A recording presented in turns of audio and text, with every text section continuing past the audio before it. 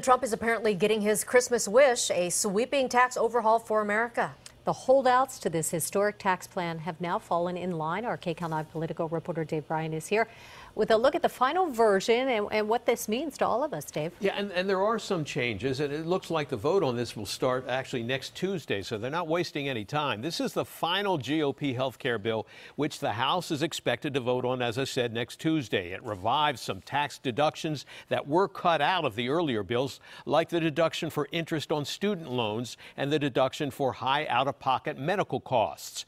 In the end, though, the $1.5 trillion tax cut bill is expected to raise federal budget deficits by about $1 trillion.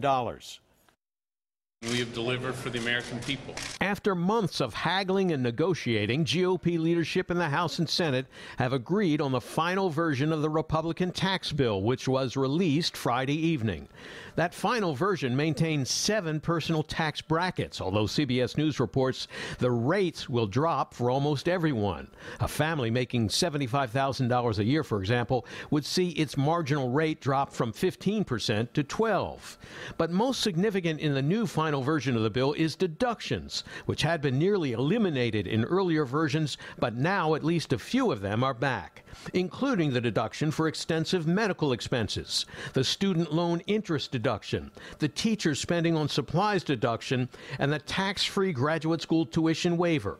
All of them are revived in the new GOP tax bill. And then there's the issue of the child tax credit. Republican leaders made an 11th hour change on Friday to secure the support of 2 GOP senators. They boosted the refundable portion of a new, bigger and bolder child tax credit to $1,400. That will help low-income parents. Even if they don't make enough to pay taxes, they will still get some or all of that $1,400. It's amazing what they can do when they want to do it. The issue of most concern for many Californians is deductions for state and local taxes. Currently, there is no cap on those deductions, and the House-passed tax bill would have completely eliminated those deductions. But in the final version, the deductions for state and local and property taxes are back, but with a $10,000 cap on the deduction. So while $10,000 is the limit there, California homeowners will be able to deduct mortgage interest on up to $750,000.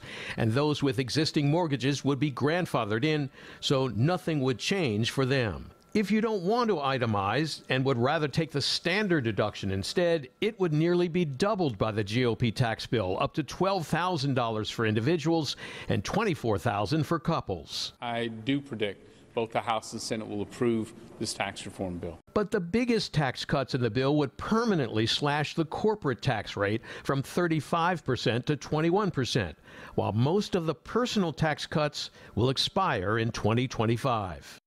Now, there are 2 more important changes in the final GOP tax cut bill. The corporate alternative minimum tax has been eliminated, so there won't be any minimum on the taxes corporations pay. It may be 0 in some cases. And the Obamacare mandatory penalty will be eliminated as well, which will likely make it impossible for the Affordable Care Act to survive much longer, since health care rates would be expected to soar. So a lot of areas covered by this, beyond taxes. And we see a lot of people talking about this online, Dave. One of the most popular discussions. Yeah. Can people prepay next year's taxes this year and get some of those benefits? There is a lot of talk about that. I've even heard that here in the station. It was a viable strategy until the final tax bill was released today. That's because this bill now includes a preemptive strike against tactics like prepaying your next year's state and local taxes this year, so you could still get the full deduction advantages.